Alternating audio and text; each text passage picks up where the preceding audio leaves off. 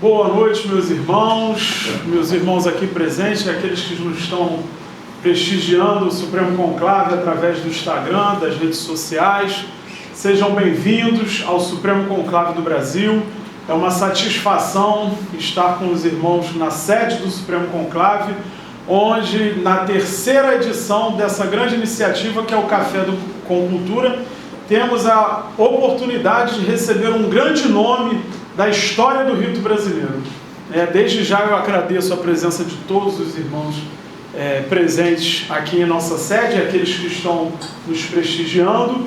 E, sem demora, eu quero já apresentar, embora com certeza o nome já fale por si, todos os seus predicados, mas é com grande alegria que nós trazemos hoje aqui o nosso irmão Fernando de Faria, nosso irmão que é membro emérito do Supremo Conclave, já ocupou o cargo de grande regente do Supremo Conclave, como grande instrutor, tem grandes feitos e é uma parte da história viva do Supremo Conclave do Brasil e do rito brasileiro. E hoje também vamos ter o apoio aqui, mediando esta palestra, do nosso irmão César Roberto Daniel Dourado, que é o presidente do Superior Conselho de Cultura do Supremo Conclave. Peço a todos os presentes uma calorosa salva de palmas para receber.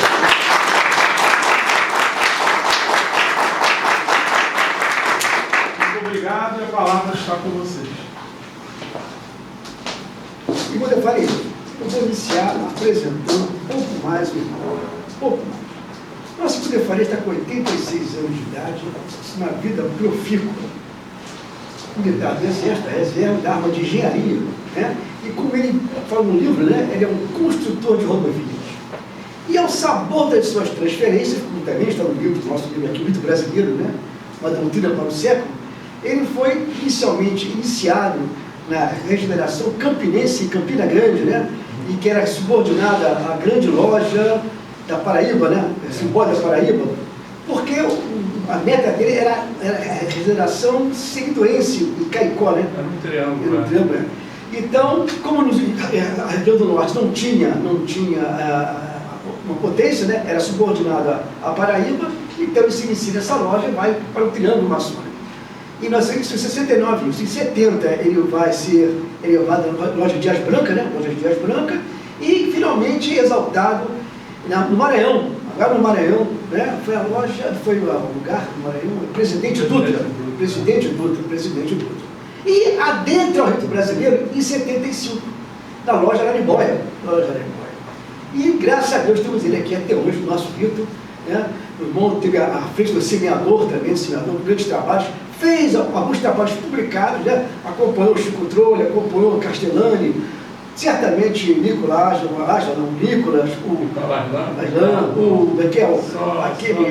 Teobaldo Valori Filho, não sei da sua época também,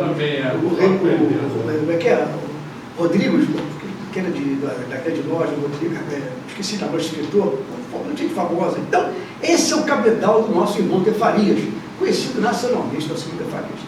E com essa agora é minha responsabilidade de mediar esse encontro. Inicialmente, abro, irmão, as palavras para se dirigir aos nossos irmãos, não só aqui presentes, como através do nosso Instagram. Sem dúvida, boa noite. Sem dúvida, a gratidão do convite do irmão regente e sem dúvida também a gratidão pela presença de todos. A propaganda é um pouco enganosa, né? Não me sinto, não sou nenhuma pretensão de nenhuma desses elogios todos, e tenho certeza partem do coração dos irmãos, não há dúvida disso. Para começar, a necessidade de um nivelamento. O que é esse nivelamento? Está na introdução do livro. Algumas definições sobre o que estou falando, né? Aliás, peço desculpa pela primeira pessoa, né? Porque no próprio livro indico que estou falando sobre coisas que eu vinha falando. E falar da primeira pessoa, só Freud explica, né? É difícil falar na primeira pessoa. Mas na introdução tem o prefácio do Bravo, né? Muito amoroso, muito bom, que explica a origem do livro. Mas na introdução, algumas definições que nós precisamos nivelar para nós nos entendermos melhor. Primeira coisa, há uma vocação, uma tendência dos irmãos para o ritual, e o ritual do primeiro grau, do segundo, do terceiro. Essa é a tendência quase universal de todos nós. A quebra que a gente vai fazer talvez esteja ligado a uma expressão do século, né? Que é a cosmovisão. A cosmovisão é essa visão, né, global. Não sou bom de definição, não sou muito peladeiro. Pedir, olhar para o rito, doutor, olhar para o rito num sentido global. Essa é a primeira chamada da nossa intenção. Vou usar a palavra estratégica, muito boba no sentido aqui, mas é uma visão estratégica. Não há preocupação em fazer o rito crescer, não há preocupação em dar poder ao rito, não, nada disso.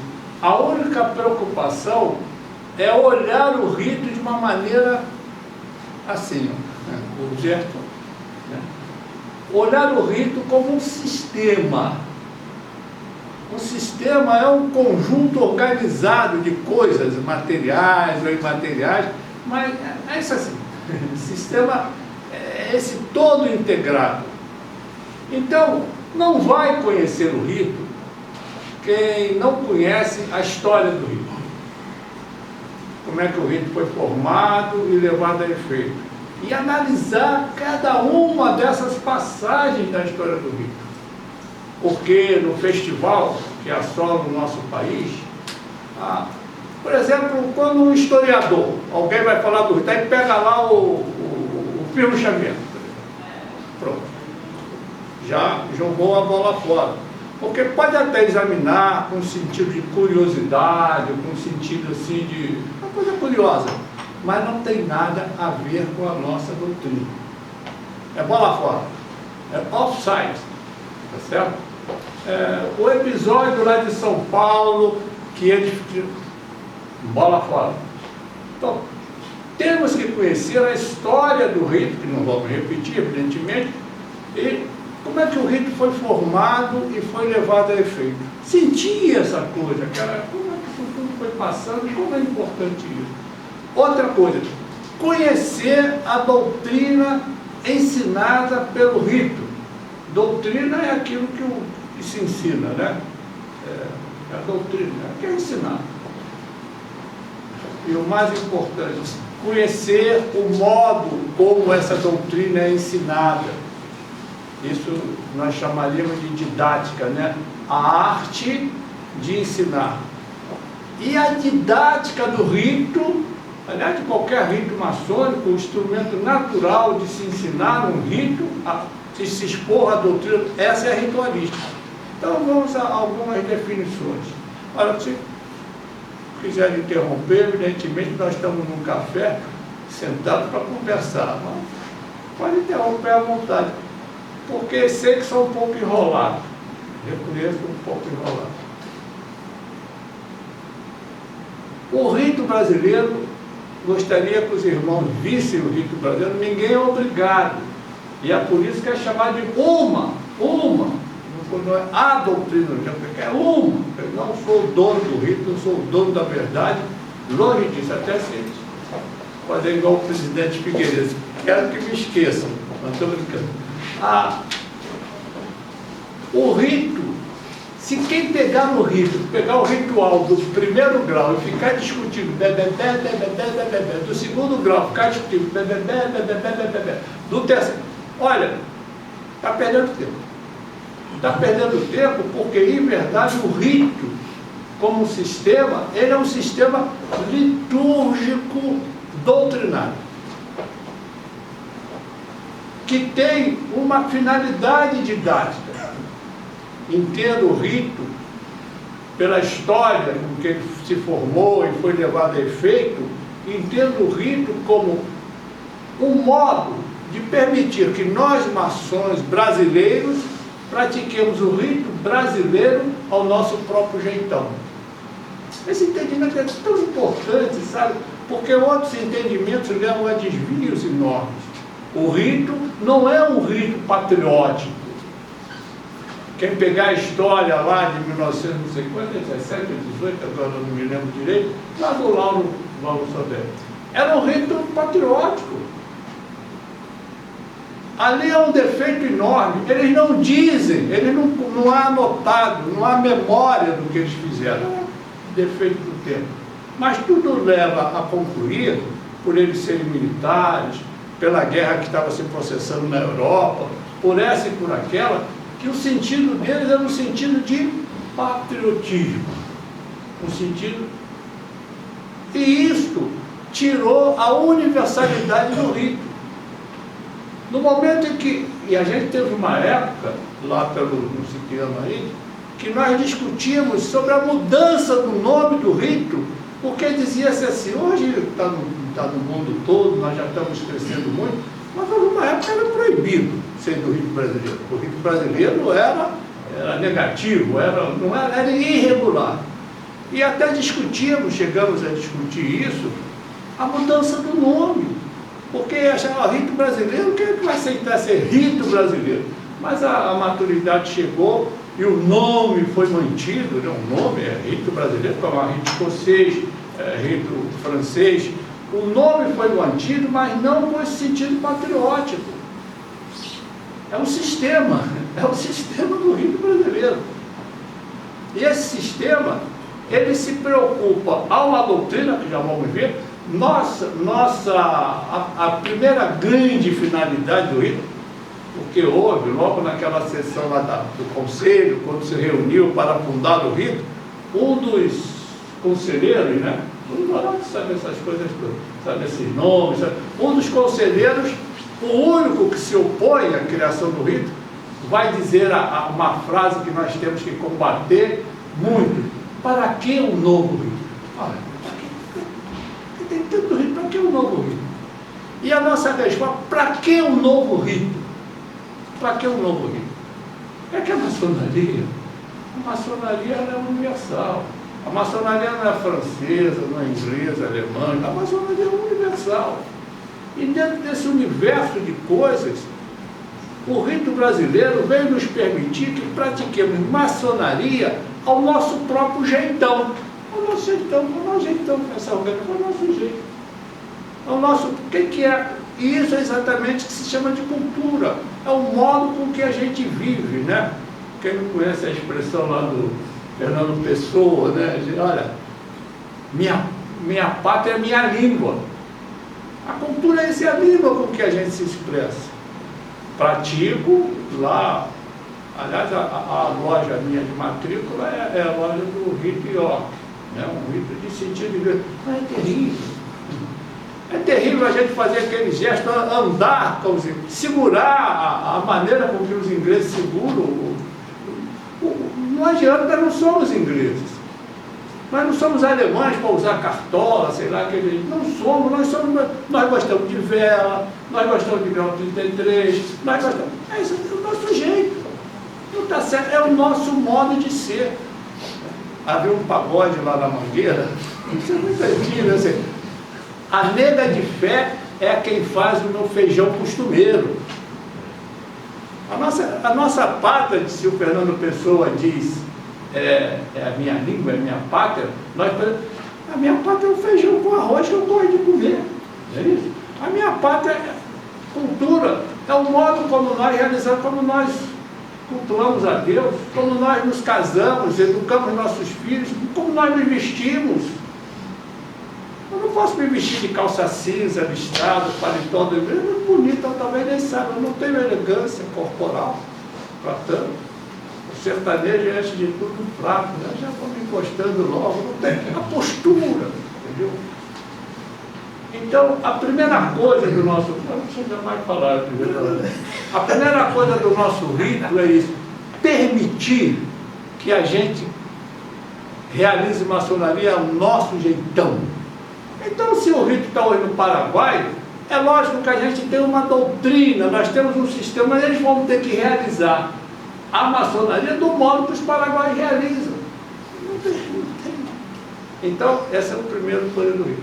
A segunda coisa, e talvez a mais importante, é que o rito é um sistema litúrgico doutrinário com finalidade didática extraordinária. A finalidade didática. Você mudou?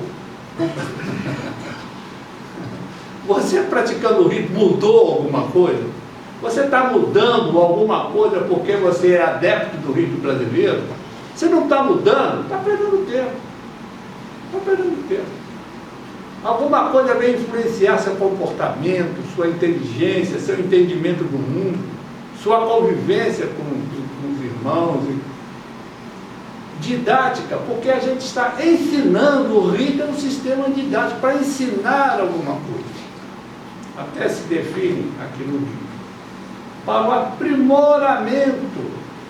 aprimoramento dos obreiros sobre diversos aspectos, né? Moral, sua virtude, sociocultural, não é isso? É cívico e humano. Então, o rito é um sistema litúrgico doutrinário com finalidade didática.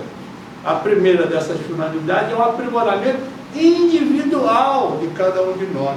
E se você não está mudando, se você não mudou, perdeu tempo. Está perdendo tempo. E é isso. E a segunda coisa, a segunda finalidade didática que o rito nos permite é apreciar as grandes questões da humanidade e da pátria também. Então nós não só nos aprimorar, não é formar. Ninguém veio aqui para ser formado. Nós não fomos aqui para alfabetizar ninguém. Nós estamos aqui para aprimorar. O maçom, não é isso que está dito lá nas Constituição de antes, por sua própria natureza, é um ser moral. Não é isso?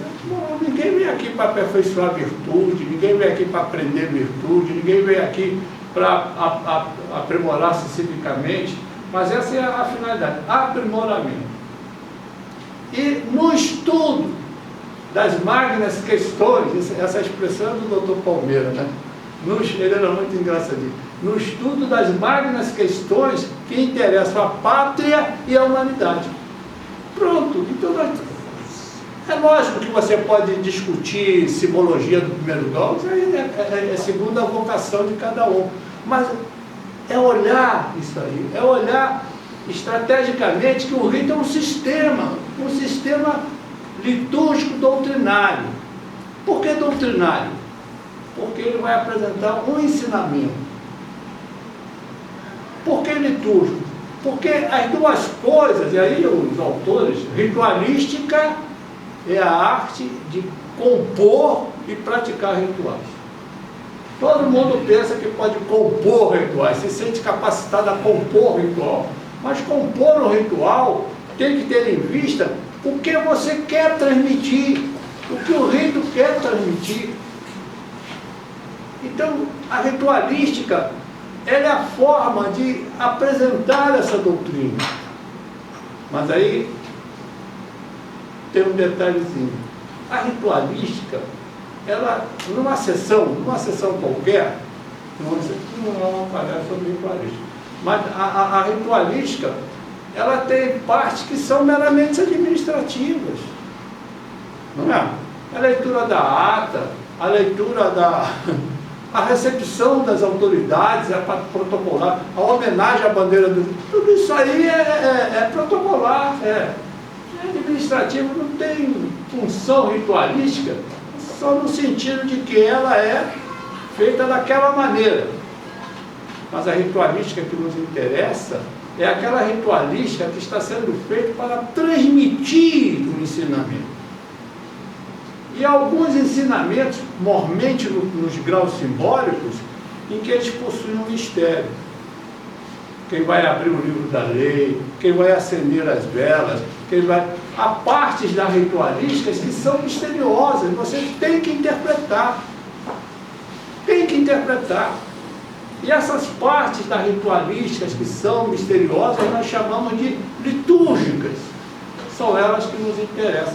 E o nosso rito, ele é litúrgico, porque ele tem muitas coisas a apresentar de um modo ritualístico. Ele é litúrgico, doutrinário.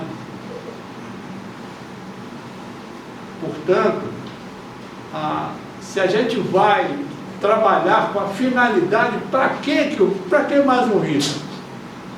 O conselheiro falou dele, foi o único que se opôs à criação. Foi o único que se opôs. Ele disse, não, professor, há necessidade de um novo rito para permitir que nós, brasileiros, pratiquemos maçonaria ao nosso próprio modo, que nós não sejamos macacos de culturas externas. É a nossa maneira, é o nosso jeitão, é o nosso jeitão. Sem crítica, não é muito natural, sei lá, o nosso jeitão de sentar, de falar, a simplicidade do rito exige essa maneira direta de se agir. Ritualística é o modo de se transmitir uma doutrina. Então a gente tem que ter uma doutrina para transmitir. Essa foi a intenção do livro. É apresentar essa doutrina, uma forma de a gente abordar isso. Eu só não posso inventar da cabeça aquilo que nos está ligado à nossa história ou à intenção dos nossos próximos. Isso eu não posso. Por exemplo, o Riesler, ele se declara ateísta. Ele é ateísta. Não sei, talvez um psicólogo, uma pessoa que tenha mais pesquisa, possa estudar lá o doutor Palmeira, o João fez lá um pouquinho sobre o doutor Palmeira, possa ver. Mas o doutor Palmeira, ele declara, uma das coisas que ele declara quando ele faz o seu rompimento com o rito escocês antigo e aceito, quem tem medo da história? Nós não temos medo da história. Nós sabemos que o rito brasileiro ele foi criado por uma briga lá, que o doutor Palmeira não foi eleito soberano grande comendador. Numa eleição de pouquíssimos votantes, o doutor Palmeira perdeu a eleição. E ele escreve o resultado dele ter perdido, que o que ele queria era corrigir, ele diria corrigir algumas coisas lá do rito escocês antigo e aceito. Porque o rito, ele que é teísta, ele tinha muitos aspectos de ateísmo e o que é pior, de deísmo. Porque o nosso rito é teísta. Nós não vamos discutir agora, a não ser que haja alguma moção a esse respeito, nós não vamos discutir o que é teísmo, o que não é. O teísmo é até muito simples da gente falar resumidamente. Teísmo são três coisinhas. Deus existe, Deus é capaz de intervir em nossas vidas e Deus é capaz de se revelar quem Ele é. São essas três coisinhas. Quem trabalhar com esses três elementos, Deus existe, não existe, é ateu, é isso, é aquilo. Deus, Ele intervém na nossa vida, a providência divina é possível. A revelação divina, Deus se revelar dizendo que Ele é possível, isso define o teísmo. Não se exige, olha essa coisa muito delicada que a gente vai falar aqui. Não se exige que algum de nós não seja teísta. Nós não exigimos que ninguém exige, se você é teísta, lá nos ingleses, tem lá uma daquelas coisas lá deles, só muita coisa, o velho já esqueço muito. O indivíduo é obrigado, acho que são os templários ingleses, acho que são. Ele é obrigado a assinar uma declaração, vai lá e assina. Eu creio na Santíssima Trindade. E a galera toda vai lá e assina, não quer nem saber se ele crê ou não crê na Santíssima. Não pode. Um judeu poderia ser, não, ele não crê na Santíssima. Mas quem não crê, quem nem sabe o que é a Santíssima Trindade, vai lá e fila, pá, eu creio. Então aqui ninguém exige para entrar, lá exige, e ninguém vai lá e assina.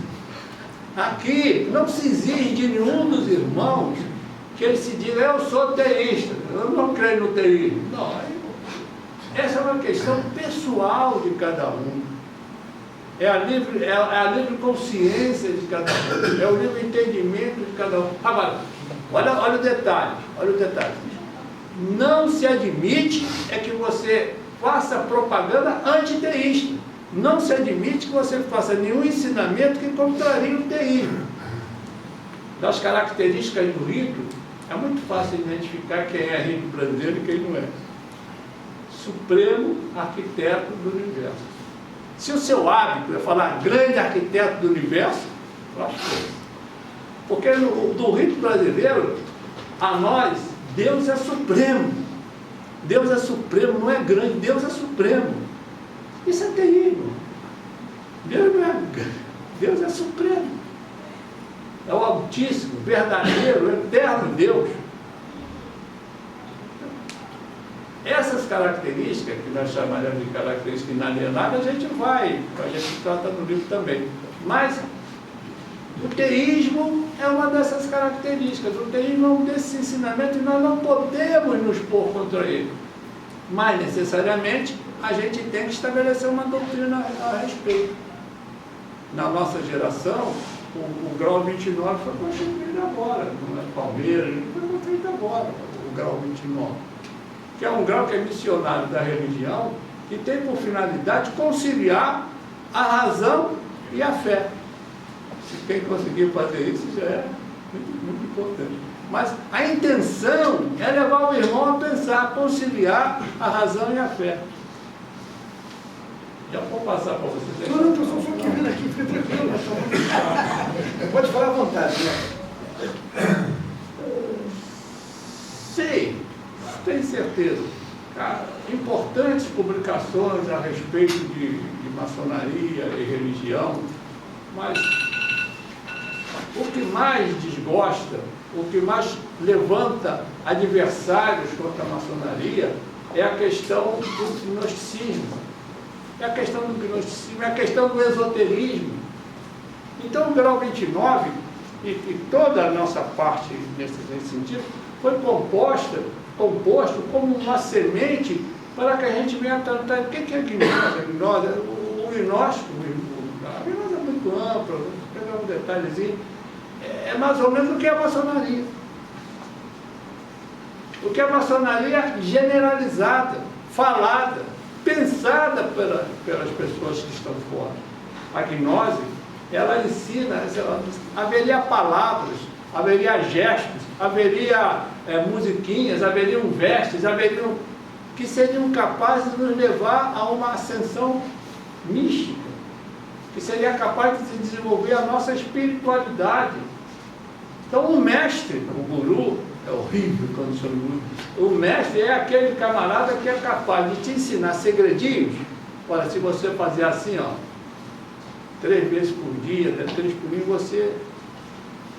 É o esotérico, é aquele que tem um ensinamento que é particular, segredo.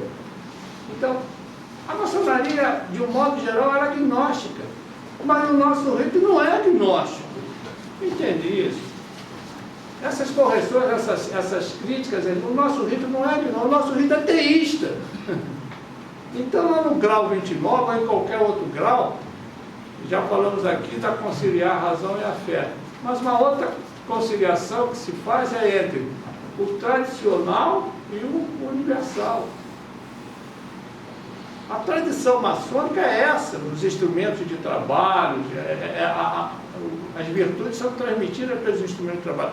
Mas nos graus superiores, o nosso rito, que é novo, diferente, nacional, ele vai, os instrumentos do trabalho nosso que nós temos que usar, são os instrumentos do século, como diz o Dr. Palmeira. Então, não conhece o rito, que fica paradinho lá no primeiro grau, sabe tudo da ritualística do primeiro grau, sabe tudo, não sabe às vezes por que está fazendo, não sabe nem por que está fazendo aquilo ali, não sabe nem qual é a intenção que você está falando de fazendo aquilo ali.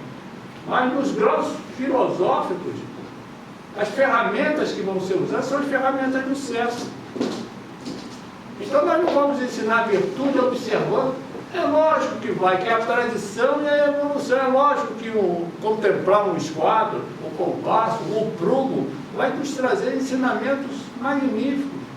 Mas o maçom do nosso rito, que é o maçom do céu, se ele não for estudar moral, ele vai estudar filosofia moral. O que é que os filósofos dizem? Se ele for estudar política, ele vai estudar ciência política, os manuais de ciência política. Se ele for estudar fé, religião, ele vai estudar teologia e filosofia. Bom, então é isso, eu acho que... Não sei se... Pô, Farias, me deu um nó aqui, eu fiz um roteiro, você respondeu quase tudo o roteiro aqui. Mas eu tenho uma pergunta que eu acho muito importante, uma questão a tratarmos aqui, que eu acho muito importante. Quando nós lemos o documento do Brasil do 44, a obra primeira, e ele fala por que foi reimplantado o rito, né? Ele critica muito essa questão do imobilismo maçônico, né? Esse neutralismo maçônico que nós temos.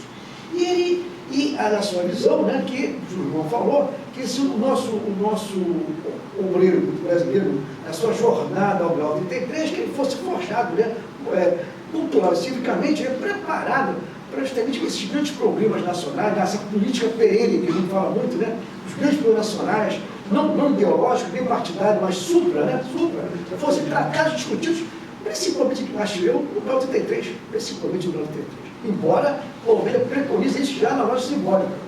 E ele fala aqui alguns argumentos, né? O que ele diz? O maçom a limitar-se no mero cumprimento rigoroso das cerimônias rituais não quer dizer que ele alcançará o objetivo maçônico. A ordem maçônica do Brasil precisa unir-se para influir comunicado na solução dos problemas nacionais e humanos na hora presente.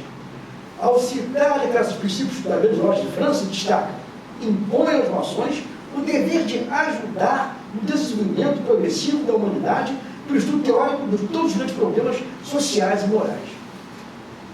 Mas eu tenho mais um aqui só. A maçonaria puramente estática é uma maçonaria amputada. Direi melhor, é uma maçonaria decapitada, porque em toda parte cabe à maçonaria um papel de dirigir, reger e comandar. O que eu quero dizer aqui, perguntar aqui, essa visão de Palmeira poderia caber mais um pilar doutrinário ou ela já está implícita na sua proposta? A proposta vai se basear no princípio aquele trazido pelo maçom português, o Miguel Antônio Dias, o Cavaleiro Rosa Cruz, que faz qual é o princípio básico. Você não vai errar. Se seguir o que o Miguel Antônio Dias falou. Ele faz naquele livro, né, Biblioteca Maçônica, essa assunto todos sabem. No Biblioteca Maçônica, antes de começar a falar pelo rito moderno, né, é um livro que foi... Era a cultura do século XIX, né, maçônica. Um maçom bem informado, ele conhecia o Biblioteca Maçônica. Antes de falar do rito moderno, o nosso Miguel Antônio Dias, que é um português, o César é o doutor nele, ele faz um apelo aos orientes lusitanos e brasileiros a fazer um rito novo, a fazer um rito próprio, que nos graus simbólicos ele fosse igual aos demais ritos, não muda nada, os graus simbólicos é aquele... Mas nos graus, os altos graus misteriosos, ele fosse novo, diferente e nacional. E adiante, ele vai falar sobre a necessidade de se conciliar essa tradição dos graus simbólicos e a dos graus filosóficos. Há pouco falamos aqui. Estou vendo ali o Bravo, vou falar. Tem gente mais da Marinha, sempre trabalhei, não tem mais uma marinha ali, não. Mas na escola naval, os camaradas ainda remam. As coisas tem que remar, cara. E se você for entrar no navio moderno, tem tudo mesmo de remar. Mas o remo faz parte da tradição. Velejar faz parte da tradição naval. Então, um oficial de marinha, além de aprender a remar, pelo menos teoricamente, né, a remar, a velejar, ele vai usar os instrumentos mais modernos dos navios, mais modernos do mundo. É coisa assim de cientista. Você entrar num navio hoje de guerra é coisa de cientista, cara. Ele não pode pensar em remo, essas coisas. Lá no velho exército brasileiro, né, ainda tem um cavalo. Aquelas paradas a cavalo. Aqueles cavalos ali, se houver um ataque de terror, não vão resolver nada. Ninguém vai mais a cavalo para a guerra. Eu não sei em certas regiões muito especiais lá para transportar. Mas a cavalaria é o espírito da cavalaria.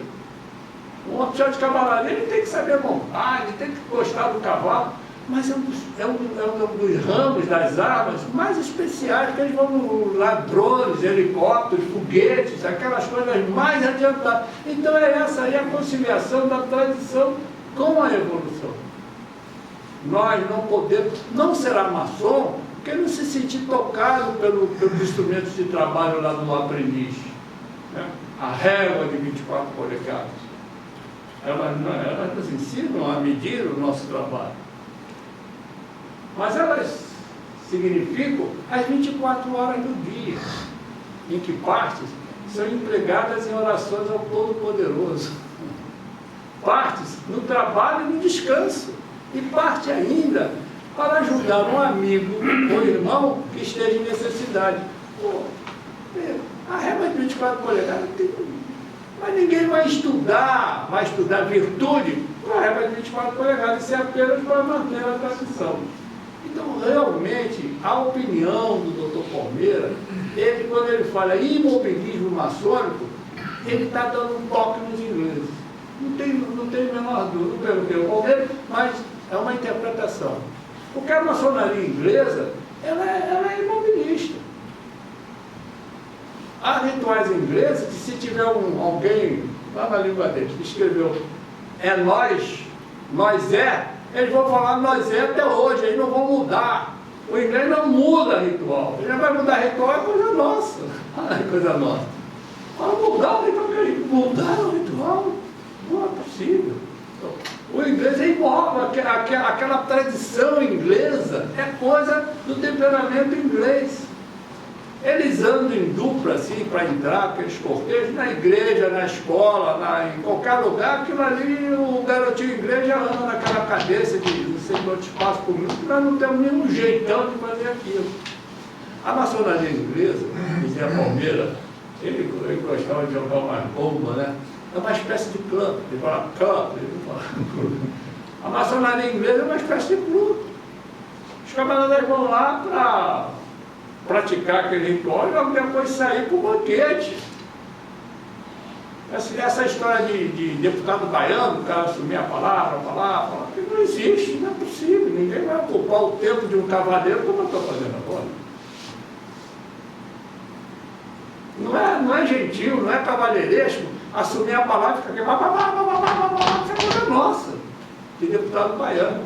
Então a maçonaria inglesa, eles vão para lá, eu não sei qual é o partido do irmão, o time de futebol, a religião, não interessa, é meu irmão. A maçonaria, diz lá o James Anderson, né? É um centro de união inglês. Por isso que eu digo, a maçonaria é uma função cultural. Em cada tempo, em cada local, a maçonaria assume uma visão própria. A gente querer imitar os outros, a gente querer fazer como os outros fazem, não está certo. A cada momento a maçonaria ela vai assumir em cada lugar uma visão própria, um modo próprio de ser. Quem conhece a história, muito repetitivo, desculpe, quando a gente vai aprender xadrez, o bom professor, então, a vida é curta para aprender xadrez. Mas a culpa não é da vida. A culpa não é do xadrez, é da vida. Por quê? O xadrez são não sei quantas regras, 15, 20 regras fixas. Qualquer bestalhão que quisesse sentar e só estudar xadrez, só se aplicar aquilo, vai jogar xadrez pelo menos mais ou menos. Não tem jeito. Quem não sabe xadrez, não é por culpa do xadrez, é por causa da vida dele, ele quer fazer outras coisas. Porque se você se dedicar ao xadrez, vai saber. Aí vamos pegar a maçonaria. A vida é curta para aprender maçonaria. Mas a culpa não é da vida, é da maçonaria. Quem sabe maçonaria?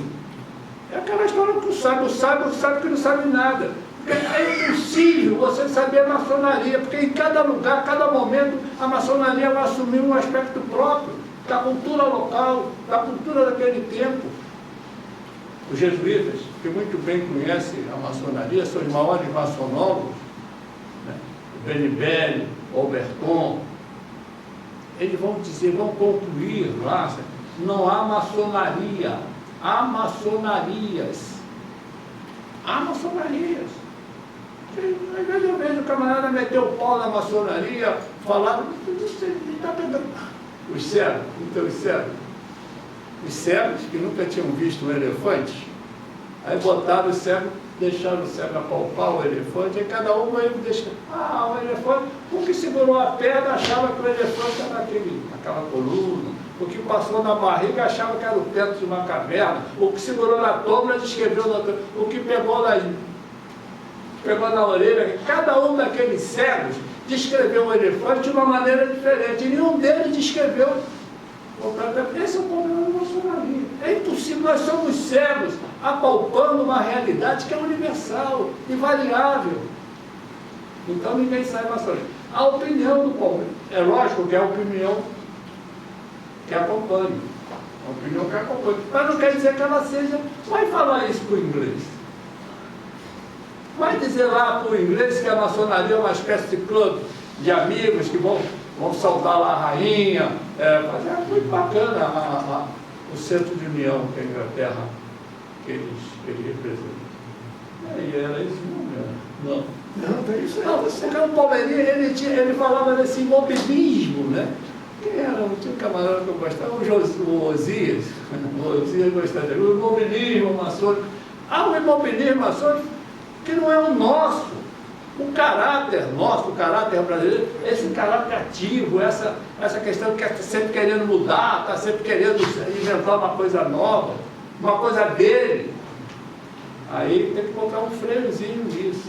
Está entendendo? É por isso que vem a tradição. A tradição não é imobilidade, não. A tradição é manter aquelas coisas, né? Aquelas coisas que fazem sentido manter, até para a nossa educação. Para nós podermos desenvolver o resto, não desenvolver em qualquer sentido. A maçonaria não é o imobilismo maçônico, não é o nosso caso, mas nós temos, essa turma que faz ritual aí, né, essa turma que muda ritual, inventa cerimônia, pode fazer à vontade. Eu posso até inventar um rito, querido. Agora, não é mais o rito brasileiro. Tem que ter algumas coisas que alteram de tal maneira o nosso rito que descaracteriza.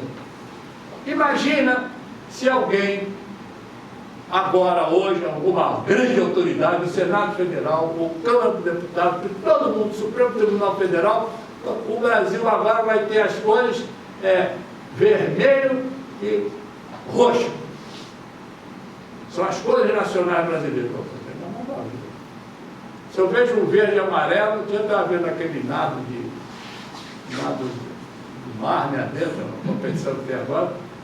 Tinha uma mulher lá de gorrinho verde e amarelo, eu estava pensando que era o Brasil, era da Austrália, são cores nacionais. Nós não podemos mudar os símbolos nacionais. Vamos mudar o barulho nacional. O Bravo é autor lá do livro, muito bom sobre isso. Vamos mudar o hino nacional, vai olhar mais o ouvido do Ipiranga, mas rapaz. Então tem certas coisas que marcam o Brasil. Nós somos verde e amarelo. Né? A nossa bandeira não é vermelha, a nossa bandeira é verde e amarela. Né? Nossa bandeira é verde e amarela. Não adianta o cara querer mudar. Isso é da nossa tradição, os símbolos nacionais. Vamos botar a topa? Então, autoridades com poder para ir, mudaram o nosso painel mais do que centenário, sei lá quanto aquilo há. Porque em 1968, quando o doutor Palmeira compôs o Rio, ele quase que compilou na fase ritualística as coisas do rito escocês. Então ele pegou um painel de 1968 do rito escocês que tinha uma tradição talvez centenária. Ainda não viu quem foi aquele primeiro painel dado de aprendiz. Aí, alguém, é isso que eu digo, não sabe nada de ritualística, não entende que é característica inalienável, não sabe que é tradição. O cara resolveu mudar, porque estava errado. Está errado. Rapaz, nossa, estou vendo a lua aqui, a nossa lua é assim, ó. Se o cara quer botar a lua assim em qualquer figura, já jogou a bola fora. Se eu vejo a lua assim, isso aí está cheirando a rito brasileiro. Se a coluna B está aqui, eu estou olhando, a coluna J está aqui, a coluna B está aqui, isso aquilo ali é rito brasileiro. Aí o artista, mas no Rito Escocês é o contrário. Não, eles que mudaram. O Rito Escocês que mudou. Se o aprendiz senta aqui na Coluna do Sul, às vezes senta em nós até falei certo? Até faz confusão. A gente faz confusão, as características inerentes. O camarada mudou a síntese simbólica do grau. E isso está sendo ensinado. Ele criou uns 100 anos de atraso. Então, a tradição não é que a gente queira, vamos mudar, porque nós não somos. O imobilismo não é mudar, entende? O imobilismo não é mudar. O imobilismo é manter a tradição, é evoluir, não é revolucionar. Nós temos que evoluir. E um bom exemplo para essa evolução ainda está nos graus simbólicos. Nós usamos as ferramentas do aprendiz, do maçom operário. Nos graus simbólicos, não devemos buscar no compasso, nós usamos as ferramentas dos séculos, instrumentos do século, filosofia, teologia, sociologia. O nosso maçom está sendo preparado para isso. Nós interferimos uma água. É? Uma água. Não, obrigado, já vou fazer. É tão importante esse rito, viu? Olha, o festival que é escrito, eu não leio mais nada não, eu não leio, não falo mais nada não, só quando ouso me chamar para poder falar sem combates, entendeu? Só quando ouso. Mas em verdade, você vê, essas mudanças, elas quebram as nossas características e nos retardam a compreender e guardar o que é o rito. E nosso rito ele é tão rico, nós não vamos ter tempo para isso. Aqui nesse livrinho fala algumas coisas a esse respeito. No grau 31 e 32, nós vamos ter lá, quando ele diz, para se servir a pátria, para se servir a humanidade. O amor à pátria não exclui o amor à humanidade. Pronto. Isso. Então, para se servir a humanidade, tem que se servir a pátria. Palmeiras fala assim, não, para se servir a pátria, nós temos que servir a humanidade. Olha que mensagem! Isso é uma mensagem filosófica, maçônica, porque no Rio Brasileiro nós estamos formando gerações em que aprendemos. É lógico que todo maçom é patriota, mas patriotismo tem coberto muitas canalices aí, né? Então, quando nós somos servidores na ordem da pátria, nós somos também servidores da humanidade.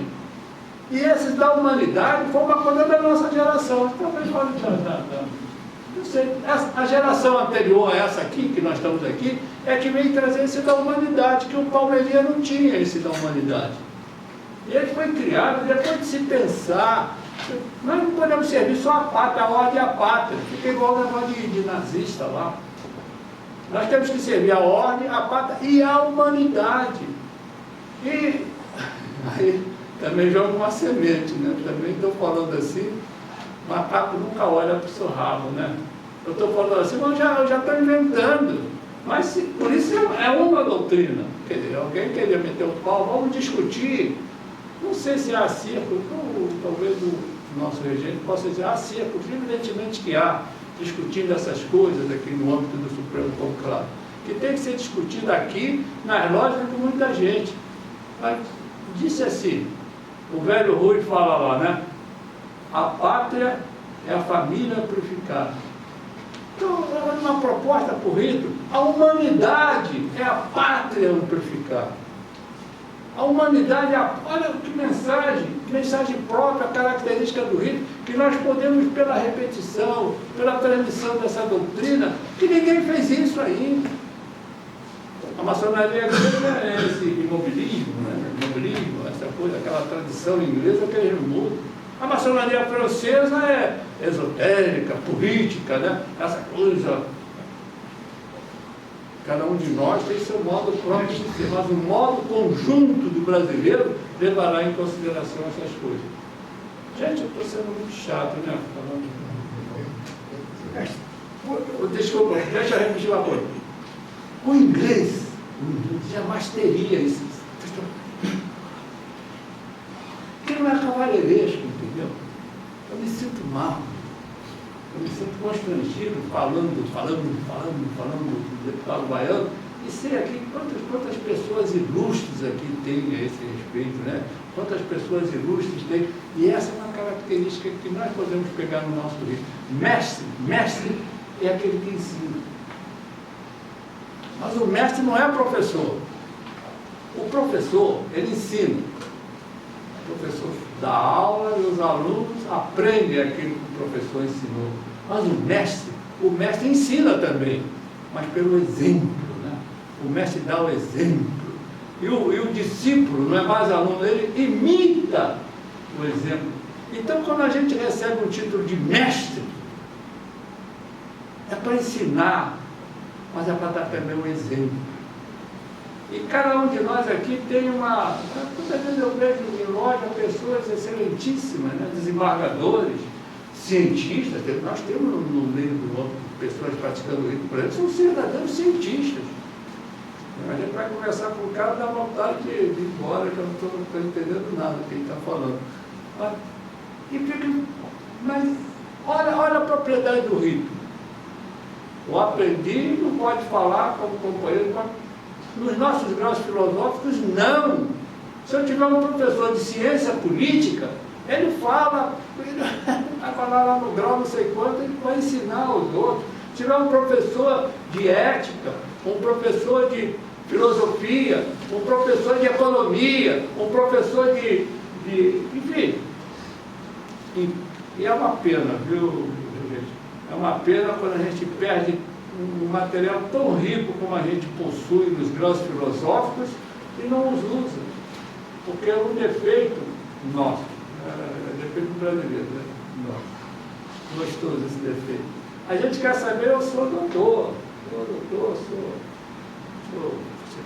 tem título, né? Mas não pratica nada daquilo, é uma besta quadrada, não sabe nada.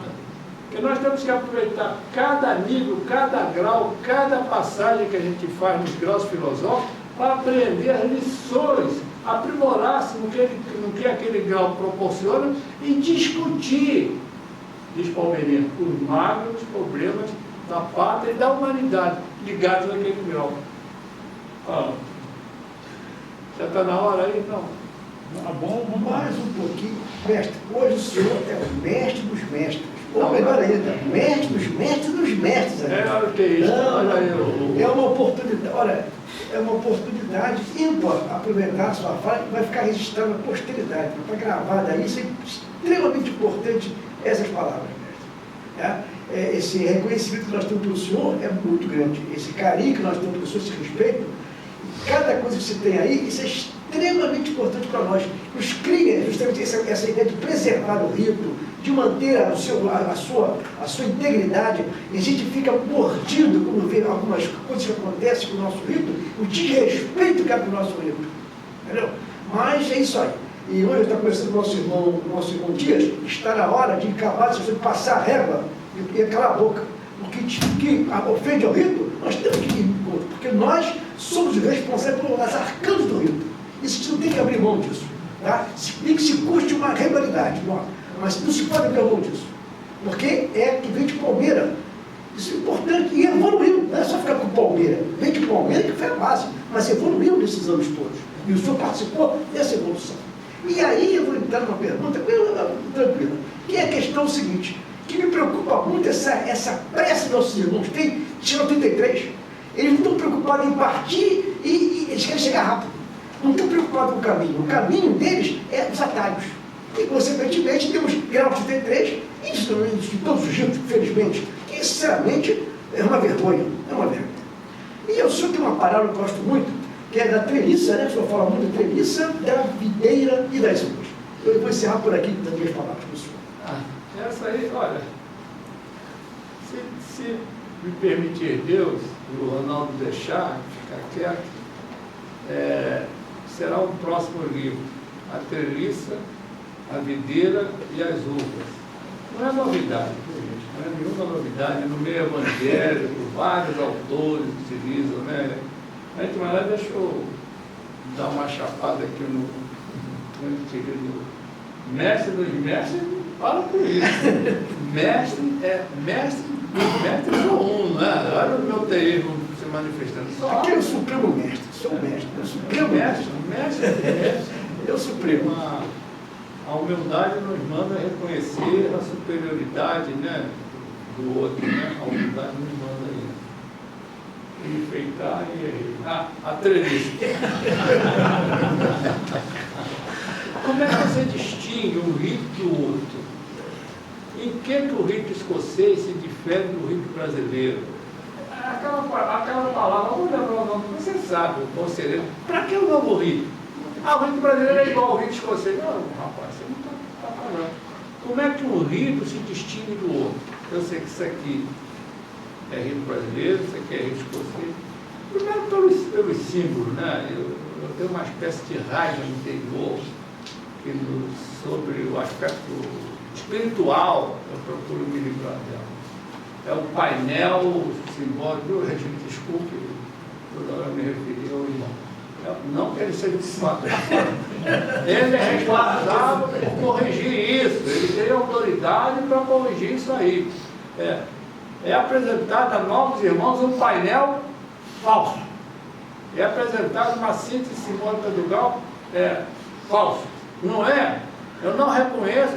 Para mim a lua é assim. O pessoal que vai nesse negócio de lua, para mim a lua brasileira é no Rio, é assim. Eu quando olho a lua, tá assim. Isso lá de esquerda. E há milhões de coisas. Assim. Se distingue o rito do outro por sua estrutura de organização, pela doutrina que esse rito ensina e pela didática do rito, o modo como ele ensina essa doutrina. São esses três elementos, são bastante simples, são exercícios de filosofia michuruca. Mas você quer ver, primeira coisa é a estrutura do rito. A estrutura do rito é fácil de entender. É a Constituição, os estatutos, os regulamentos, essas coisas. Essa é a estrutura do rito. O que ele ensina é a doutrina. E a didática é a ritualística, é o modo como o rito ensina essa doutrina. E isso se assemelha a uma metáfora de agricultura que contraria um modo novo de a gente usar. Não é novo nós usarmos, mas é antigo como metáfora, muito antigo como metáfora. A treliça é a estrutura do rito. A uva, ela tem uma espécie de ser uma parreira, né? A videira, né? A videira, se for deixada por ela vai se enroscar no chão, ela não vai receber sol, ela não vai poder prosperar. Uma videira, ela não prospera se ela não tiver uma treliça, uma estrutura no qual ela vai se entrelaçando para ficar separada, não se enroscar, para receber ar, para receber luz. Esse é o sentido, toda a estrutura do rito. Isso, nossos irmãos aqui estão cuidando disso. Cuidar da Constituição, não é isso? A Constituição tem coisas pétreas que a gente não pode mudar. Mas tem coisas que tem que mudar, tem que adaptar ao tempo, e a gente já fez todas essas tentativas. A videira é o que o rito ensina. É a nossa doutrina. Evidentemente, se nós tivermos o maracujá, ela não vai. A videira é a uva, né? Que o rito ensina é a videira, é a nossa doutrina, é a videira. E as uvas é aquilo que é ensinado. Mas nós vamos passar, além das uvas, nós vamos chegar a produzir um vinho que realmente nos interessa. Produzir um vinho. Agora, nós temos que zelar, nós recebemos, ao longo dos anos, nós recebemos uma cepa. Essas sementes da uva, da qualidade da uva, elas foram sendo aperfeiçoadas. Por exemplo, o Firmo Xavier plantou lá no negócio seco, não era nada, aquilo ali não era nada. Depois, os nossos irmãos lá do Lauro Sodré e companhia, eles plantaram uma patriotismo, também uma uva de péssima cepa, não vai dar certo, não vai progredir. E nós estamos trazendo agora uma cepa da cultura. Nós estamos trabalhando em cima da cultura nacional. Então, esse vai ser o próximo, nós vamos trabalhar com isso. Já temos falado em alguns lugares, que a gente ainda tem coragem de me chamar lá, tirar o esqueleto do armário. A videira, a treliça, a videira e as uvas. E a preocupação nossa é a cepa. Que videira que nós vamos plantar? A cepa, a qualidade da videira que nós estamos trabalhando nela. E essa semente, essa cepa, que a gente trata como características inalienáveis, que nós não podemos mudar sobre a consequência de ter um vinho qualquer, um vinho vagabundo. Nós estamos refinando esse vinho. Nós estamos refinando esse vinho. Por mim, eu vejo que a tropa se... Eu desculpe interromper, vou dar um descanso ao senhor, não vou perguntar mais, vou dar um descanso ao senhor, mas eu quero dizer o seguinte, o Buda Farias foi uma coisa muito importante em minha vida. Eu era um jovem capitão, corpo de bombeiro, dentista, e acompanhei o meu comandante na época. Nosso Buda Farias era prefeito, né, era prefeito da Vila Militar. E, na época, estavam pleiteando aquele terreno que passa no Brasil, um terreno enorme, grande, das comunicações, né, das comunicações ali, e pleiteando um prefeito que era o De Farias, o segundo De Farias. E ele, apesar de haver outros órgãos do Exército interessados naquele terreno, ele fez passou para o corpo de bombeiros aquele terreno. Então eu conheci, nem pensava em ser maçom, nem sabia que era maçom. Né? Então, veja, ele foi o senhor de bombeiro, que é aquela área imensa do Brasil, ali na frente de Guadalupe, né? A escola de bombeiros, graças ao nosso Buda Farias, que fez essa ele podia doar para os comandos, né? Os comandos ali em frente, outras, e não, para o corpo de bombeiros. Então, eu lamento que o corpo de bombeiros ainda não foi mais grato que deveria ser ao senhor. Muito mais, não, muito mais, merece muito mais. Você merece no mínimo não de barro lá, no mínimo. Tá? Espero que se alguém do bombeiro escutar a minha palavra, fica aí o alerta, o toque do irmão fala, né? Um toque. A escola da mais que é cheia, Olha, Farias, eu acho que não vamos cansar o senhor. Eu vou abrir para o senhor fazer os encerramentos, é isso que eu queria fazer, ou se alguém quiser alguma pergunta. Eu queria só fazer uma pergunta, um comentário. Primeiramente, parabéns pela palestra, deixou o coração do brasileiro. Eu fiz participei de um concurso literário no ano de 2021 sobre o Álvaro Palmeira, né? E eu tive terceiro lugar, foi no dia 25 de fevereiro de 2021. A premiação do Palácio do Lavradio. E eu vejo assim, você estava falando sobre essa coisa do patriotismo, né? Então a maçonaria, ela tem uma característica universal, nós podemos perceber que ela na literatura, que a literatura ela reflete muito a sociedade. Quando você lê o Mulato do Aloysio Azevedo, que ele sai daqui do Rio de Janeiro, vai para o Maranhão, ele é perseguido no Maranhão, ele era filho de escravo e ele era maçom. Aquilo ele era respeitado. Então, e o André Rebouças, ele também era. Então, a maçonaria, numa época com preconceitos, já era à frente do tempo, né? Nível de preconceitos, pelo menos na sua. E o rito brasileiro teve essa coisa do patriotismo, que eu li na minha pesquisa sobre Álvaro Palmeira, que ele é pouco estudado, não só na maçonaria, mas na cultura geral. Nós temos aí no Palácio Lavradio o Álvaro Palmeira, que ele lutou para ele não ser demolido, como foi o Palácio Morro. Então, tem uma parte, que estava falando, porque é um jeito nosso, o rito brasileiro, não sei se estou sendo claro a minha pergunta, mas teve um período que o rito brasileiro era só brasileiro que participava, né? E o Álvaro Palmeira, ele reviu isso. Né? Teve um pedaço, eu não sabia, porque realmente teve uma então, não, eu ia falar para a senhora, de repente não está dando a pesquisa, tá? Então até eu falo isso na minha pesquisa, que teve um período que era só o brasileiro que podia participar.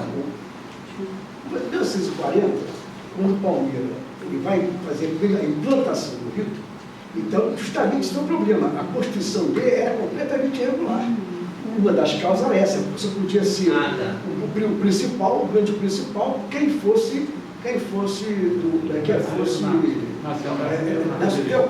Por isso que quando ele vai reimplantar o rito, que está lá no decreto de 80, que ele vai o quê? Ele vai corrigir, vai colocar a Constituição do rito no âmbito universal. Ele corrige, entendeu? Então tudo aquilo que era contra a universidade do rito, ela foi extirpada daquela Constituição de 40, entendeu? Então mudou-se.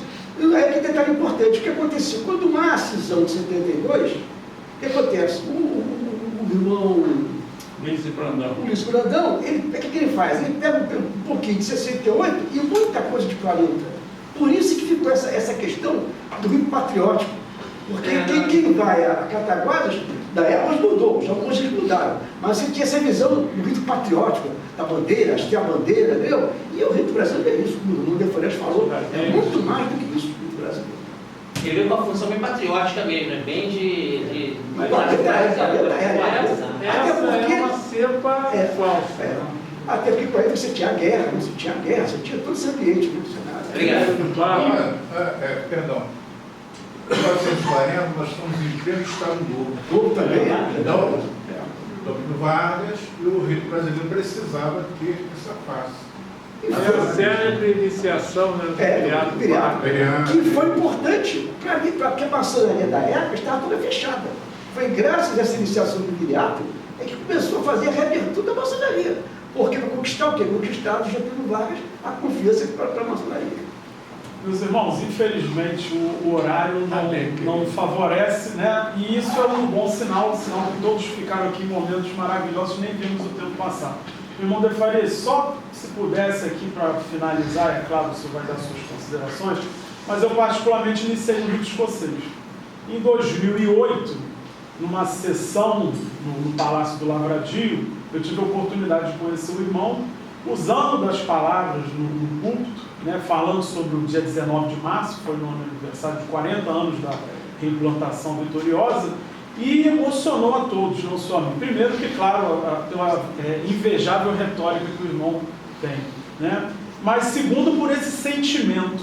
Então, o que eu gostaria de pedir ao irmão, e isso aqui vai ficar imortalizado, né, que com as suas palavras, com esse sentimento de quem viveu e também nasceu em outro rito e depois veio para o rito brasileiro, lutou tanto, luta através desse livro e sempre pensando no rito brasileiro, qual é a mensagem que o irmão pode deixar, né, nesse legado? Claro, o livro já é uma grande mensagem, mas de uma forma bem pessoal, eu gostaria de ouvir uma mensagem para as futuras gerações dos irmãos. Nós não podemos perder essa preciosidade que é o sistema litúrgico doutrinário do rito brasileiro. Quem tratar de outra forma ou não considerar esse aspecto está perdendo tempo. Se você não está mudando a sua maneira de pensar, de agir, não está sendo educado, né?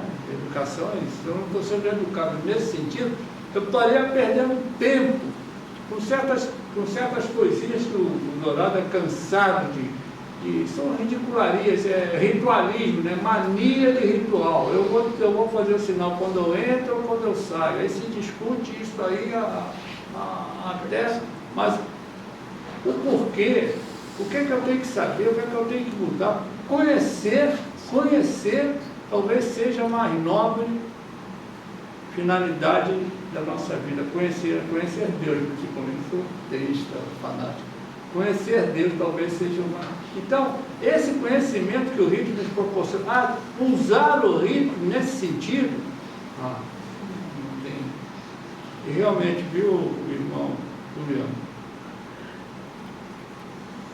do tempo do rito, em que sendo o rito para... Eu sou proibido até hoje de entrar no Palácio de São Cristóvão. Não é um decreto. Pessoal, porque eu era do rito brasileiro. Ser do rito brasileiro era uma espécie assim de ser herege, é um rito irregular.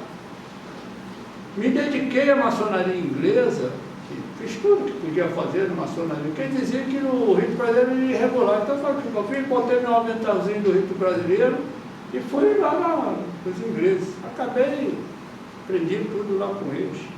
A amizade com o Zé Castellani, o Zé Castellani tinha a mesma opinião que o rito. Foi mudada, nós fomos convivendo, porque toda uma carreira, que vocês chamam de carreira, quem faz carreira é viado. Toda essa carreira foi assim para fazer do rito brasileiro algo significativo. E nós estamos com isso na mão. Nós temos uma parreira para produzir uvas excelentes. Talvez seja a coisa mais extraordinária da maçã. Outro dia me corrigiram, e como eu recebo correções, quando eu dizer, é um sistema extraordinário. O rito brasileiro é um sistema litúrgico, doutrinário, de extraordinária finalidade didática. O irmão, foi ponto dele, positivo, um irmão forte. Olha, camarada bom. Rapaz, porque é extraordinário? Eu não sei. Mas é extraordinário, eu considero, então realmente, eu tenho esse sentimento muito forte por o que a gente chama aqui de nosso rito. E às vezes eu fico zangado ou triste, até deixei de ver qualquer coisa. Quando eu vejo muita gente falando sem base, muita gente falando, não é que fale contra, não, até admito. O Castellano, ele era assim, o Castellano. Se alguém fundamentalmente discutia algo, como o irmão fez agora, com fundamento, é lógico que né? Agora, se o cara começa o professor Marcelo, ele tem uma expressão, nós discutimos outro dia sobre esoterismo, exoterismo, ele falou, e tem o esquizoterismo. O esquizoterismo é aqueles caras que inventam aí, é o esquizoterismo. Então, é esse esquizoterismo que a gente tem que evitar. E o nosso rito, ele nos proporciona um instrumento didático. Né? Temos até isso fica para mais tarde, o sentido da paideia dos gregos, a paideia, esse sistema educacional completo, íntegro, é esse que nos pertence. Eu já falei demais, já fui anti-cavaleiro, porque insisto, isso é coisa nossa. O deputado baiano, peço a palavra, eu já passei a vida de deputado baiano, não é uma coisa educada. Obrigado, gente. Antes de passar para o Juliano, agradecer o irmão Efarismo pela sua apresentação. Me senti honrado em me mediar ao seu lado nesse trabalho. Obrigado.